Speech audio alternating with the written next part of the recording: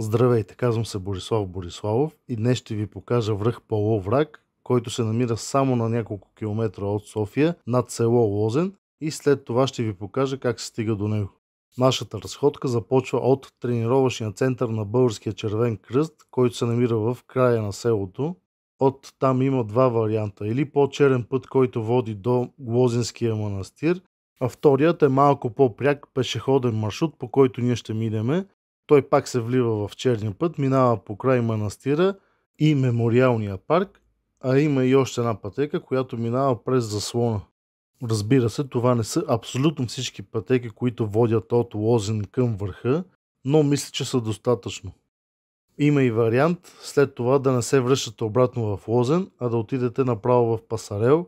Натам не съм ходил, но ще ви покажа къде е отбивката. Самият връх се намира на 1182 метра надморска височина и е третият по височина в Лозенска планина, като първият връх Попов дял е само 8 метра по-висок.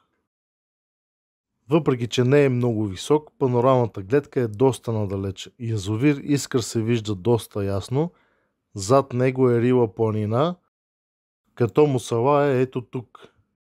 Рила ни се пада в южна посока, а ако погледнем малко по-на запад, или за тези, които нямат компас, надясно от язовира, тук съвсем наблизо е Плана планина, тя е малко по-висока от Лозенската, най-високият връх и е Манастирище, който е висок 1337 метра. Разбира се, Витоша, София и село Лозен. По последни данни, то е второто по големина в България по население. Първото е Айдемир, а третото е Казичене. От върха, както и от двора на манастира, много ясно се вижда автомагистрала Тракия, а за тези, които виждат по-добре, също така могат да видят и автомагистрала Хемус. Името Половрак идва от тракийски и означава орлов поглед, а през годините е имало различни варианти на това име с различни букви в него, но в момента останало така, както аз съм го написал. А името на екопатеката е Лозенска планина или някъде може да го срещнете като Лозенска екопатека. Лозенският манастир се казва Свети Спас, но него ще го разгледаме малко по-късно. Точно до върха има мемориал, посветен на незнаен боец от хвърковатата чета на Бенковски. Според преданието, той се е криел в пещерата, която е до върха, но е бил предаден на турците и убит на това място. Аз пещерата не съм я търсил, нито съм виждал да има табелки къде точно се намира. Преди е имало табели, но сега не виждам да има такива. Долу, близо до чешмата, има една табела, дето пише пещера, връх и така нататък, но оттам нататък няма нищо. Ако някой знае къде е, може да напише в коментарите как се стига до там.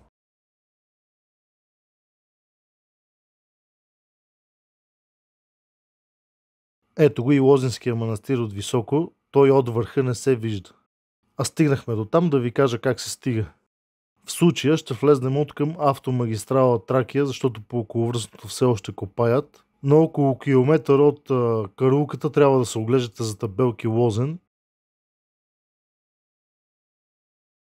Щом завиете от магистралата, има още около 3 км до табелката Лозен. А щом влезнете в самото село, трябва да се оглеждате за табелки БЧК. Ако сте с навигация, пишете БЧК и търсите това съкращение, което виждате в момента на екрана. Като самото съкращение означава Национален учебно-логистичен център на Българския червен кръст. А ако сте с автобус, тук спира автобус номер 5, като това му е последната спирка. От тук надясно е за черния път към манастира. Ето го и знака за автобусна спирка. Ето го входа на БЧК. Тук има и паркинг за автомобили, но той винаги е пълен и затова ще продължим до следващия. По принцип между двата паркинга има доста дълбоки дупки, но те сега са запълнени с натрошен стар асфалт. Колко той ще издържи, само времето ще покаже. С въпроси на трошен асфалт началото на октомври направиха и целият черен път до манастира. Ето ги и камионите, с които извършваха тази дейност, а след като паркирате колата, началото на пътеката е продължението на пътя. Началото е черен път, но той завива наляво към друга посока и затова не може да се мине с автомобил от тук. а пешеходната пътека влиза навътре в гората. А тук има едни малки салдурковци, дето са като прахосмукачки. Това предполагаме майката, а те са повече от едно, след малко ще ги видите и другите. Аз ви оставям малко да им се порадват.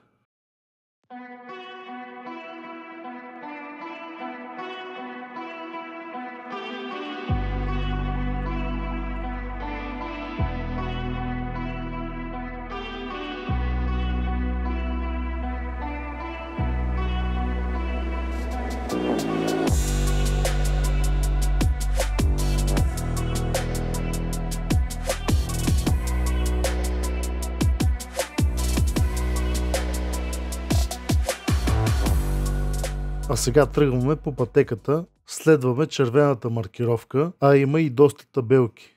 Пътеката през по-голямата си част е със слаб наклон, на 2-3 места има по-стръмни изкачвания, но те могат да бъдат заобиколени. Разстоянието е около 4 км и половина, а денивелацията е малко над 400 метра. Ще ви покажа и една пряка пътека, по която може да спестите около километър, но тя е доста стръмна. Изкачването е постоянно, няма спускания надолу. И съответно на връщане е само спускане. След около километър ходене тази пътека се влива в черния път, който тръгваше в дясно от БЧК. А почти веднага, щом излезете на него, има един мост. Сега ще забързам малко да не губим време, защото веднага след моста има една пряка пътека, която искам да ви покажа.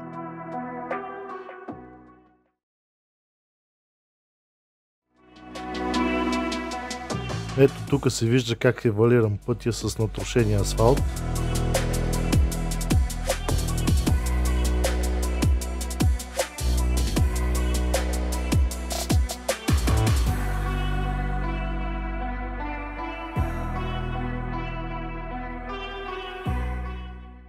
Ето и е и отбивката. Черният път си продължава нагоре, а пътеката е скрита ето тук.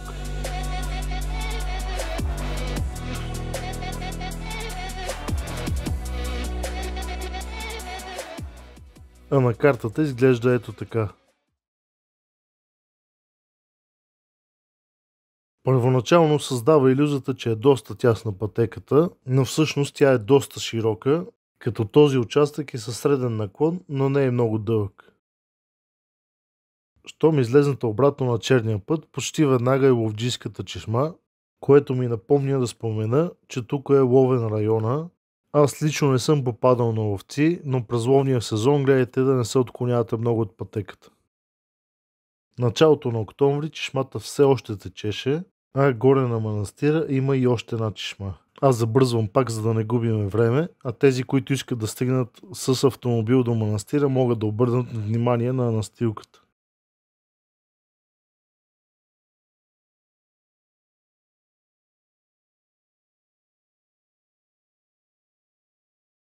Ето я и самата чешма, на нея има пейки къде да се седне, а съвсем малко след нея пътя пак се разклонява ето там горе. Ние не завиваме по него надясно, на практика може да се мине и натам, но ако нямате електронна карта, може и да пропуснете къде отбивката наляво. Малко преди манастира, от ето този бус продават кебабчета и кефтета, а самият манастир се намира на средата както и на разстоянието, така и на изкачването. Ето е и оградата на манастира, а пътят, който води към върха, продължава ето натам. Реално за манастира трябва да се отбиете вляво. Манастирът е много хубав и е изключително поддържан. Има си църква към него, която се заслужава да се разгледа. Обикаля едно голямо куче, но не се плашете, то е много добродушно.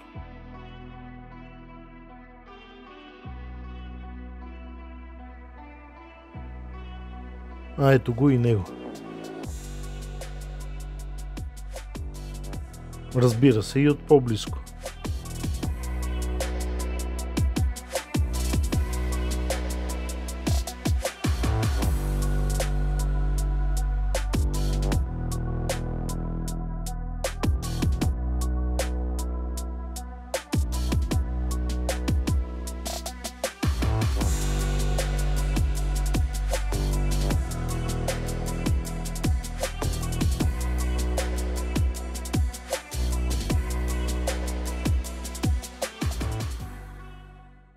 Манастирът е основан през 13 век, два пъти е бил разрушаван, но през 1821 година пак е построен.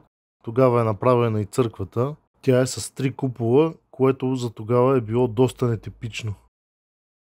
До 1900 година манастирът е бил мъжки, като според местните предания оттам е отсядал дори и Васил Левски, а след 1900 година и до ден днешен той е женски. А от двор има много хубава гледка към Софийското поле и Стара планина.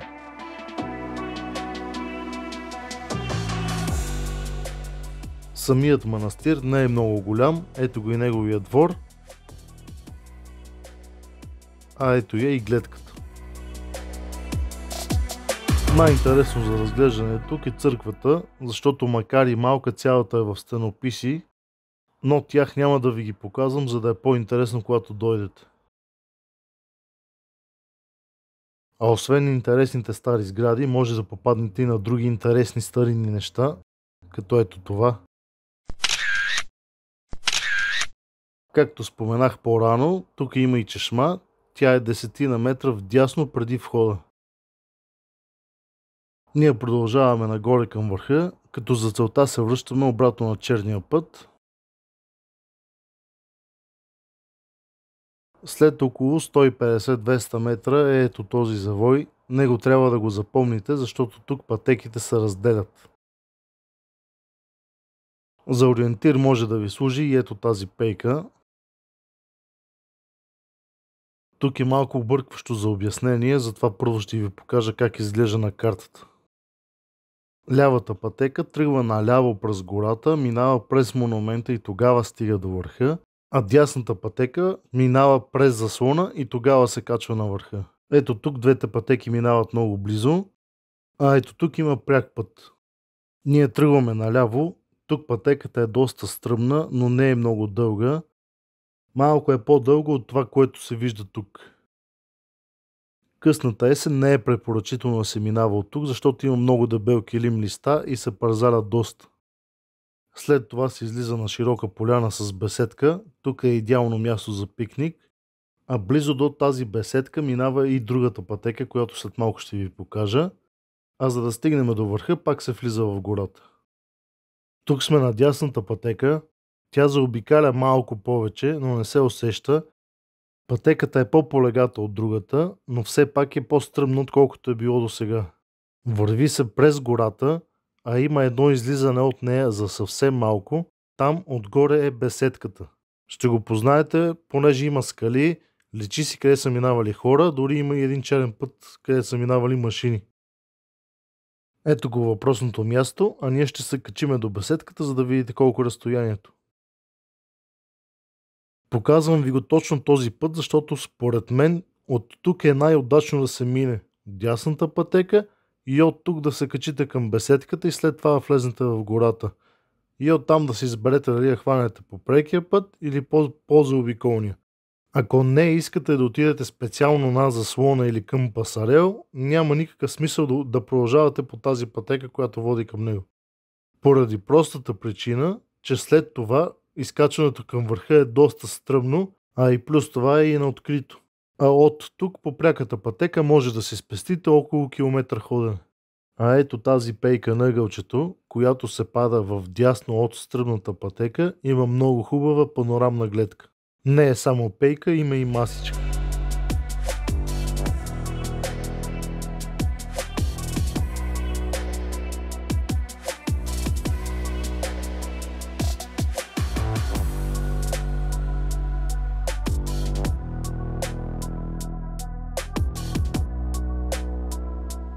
Ние продължаваме по лявата пътека, т.е. след беседката влизаме в гората.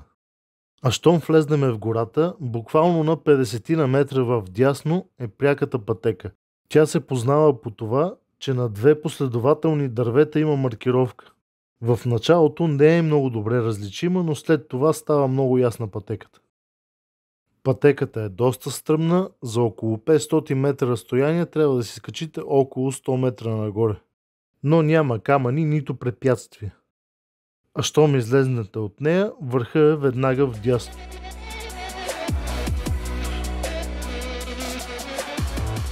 А ако не ви си скачва стръмното, може да си продължите по черния път направо, той е доста равен.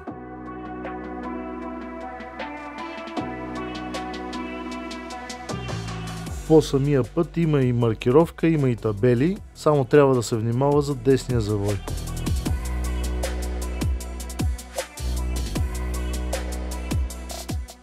Разклонението е ясно различимо, има пейка на него, а има и табела. Черният път продължава направо, ето я пейката, натам продължава пътеката, ето я и табелата. Тук пътеката се стеснява, а мемориалният комплекс е съвсем близо. За да стигнем до върха, трябва да минем през него. Щом се влезне през портата, има два варианта.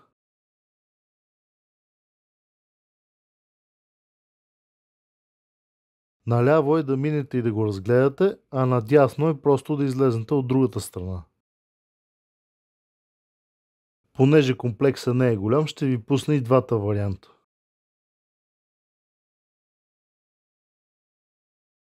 Тук сме вече на левия ръкав. Минава се покрай гроба на неизвестния четик на Бенковски и излизаме през портата.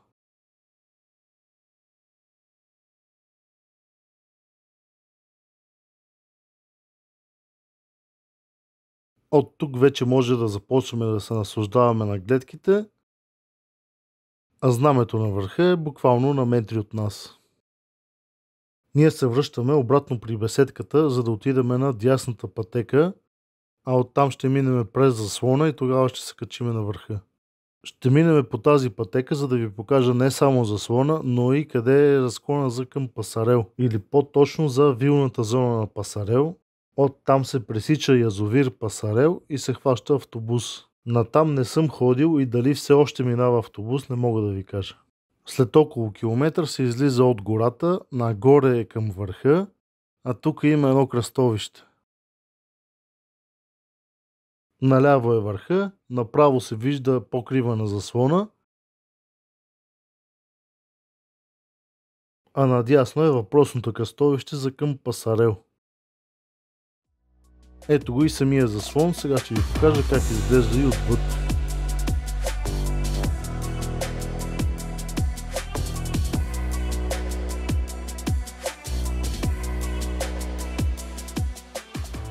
От тук пътеката към върха е доста стръмна и доста камениста, а и трябва да сте на щек за хора с колела, защото има доста хора, които се качват с колела горе. Пример за това има още на първия камък, като там маркировката се опитва да ви избута наляво, за да не сте по маршрута на колелата. Двете пътеки се съединяват малко по-нагоре. Ето на това място. Тук има и пейка, такава има и малко по-нагоре.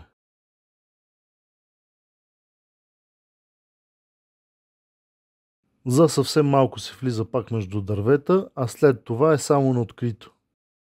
Тръгвайки от манастира, се заобикаля целия връх по овраг и се качва от другата му страна. Това е най-трудният маршрут от показаните, но понеже хората са различни, ви го показвам и него, за да може да си изберете откъде искате да се качите вие. А щом стигнете горе, гледката определено си заслужава. Аз лично съм се катерил много повече за много по-малко. А ето и панорама, която не е заснета с дрона, реално за да видите какво се вижда отгоре. Това е от мен за сега. Не забравяйте да се абонирате за канала, защото ще има още доста видеа. Чао и приятна разходка!